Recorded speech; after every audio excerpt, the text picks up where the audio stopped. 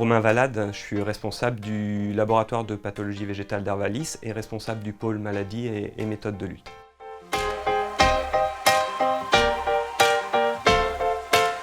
Donc le projet Septolin était un projet qui regroupait l'ensemble des acteurs de la filière lin fibre et lin oléagineux. Donc il y avait deux instituts techniques, Arvalis et Terre Innovia, trois obtenteurs qui étaient l'INEA, Terre de Lin et La Boulée. Et on avait également le GEVES et l'INRA, l'UMR Biogère. Et le but du projet était d'identifier, de mieux caractériser la biologie du champignon, qui est une maladie donc du lin, qui crée des pertes de rendement et des pertes de qualité. Et il y avait aussi l'objectif de fournir des outils à la filière pour mieux caractériser les variétés.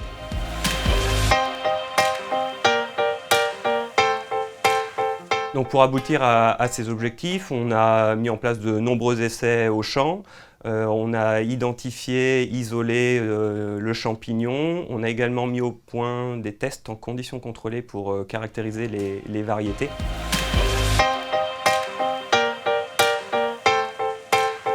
Donc ce qu'on a observé, on a essayé d'observer de mieux caractériser les symptômes de la maladie au champ pour fournir une sorte de guide de diagnostic pour l'ensemble de la filière, pour mieux reconnaître la maladie notamment. Et ensuite, on a au niveau des principaux résultats acquis dans ce projet, c'est qu'on a maintenant une collection de références, ce qu'on appelle une mycothèque, c'est une collection de champignons, qui est, je pense, la plus grande collection en Europe et qui est maintenant disponible pour l'ensemble de la filière.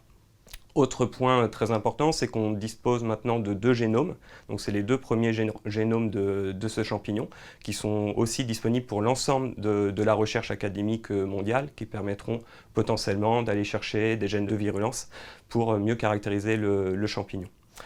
Et ensuite, un autre point majeur dans le projet, c'est qu'on a réussi à identifier pour la première fois aussi en Europe la reproduction sexuée du champignon.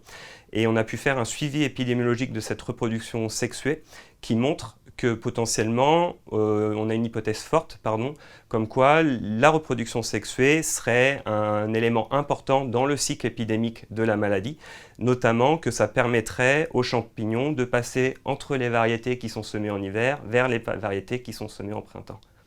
Un autre point important, c'est qu'on a mis en place et mis au point un test en conditions contrôlées qui a permis de caractériser les variétés de lin fibre et de lin oléagineux et on a pu montrer qu'il y avait du progrès génétique possible grâce à ce test en conditions contrôlées qui est maintenant disponible pour l'ensemble de la filière et on a pu valider ces observations en conditions contrôlées avec des essais au champ qui ont confirmé qu'il y avait des différences de sensibilité variétale et donc que le progrès génétique était possible. Ce qui veut dire que les obtenteurs vont maintenant pouvoir améliorer la résistance des variétés vis-à-vis de la septorose du lin et donc ça sera un levier efficace en termes de protection intégrée contre cette maladie.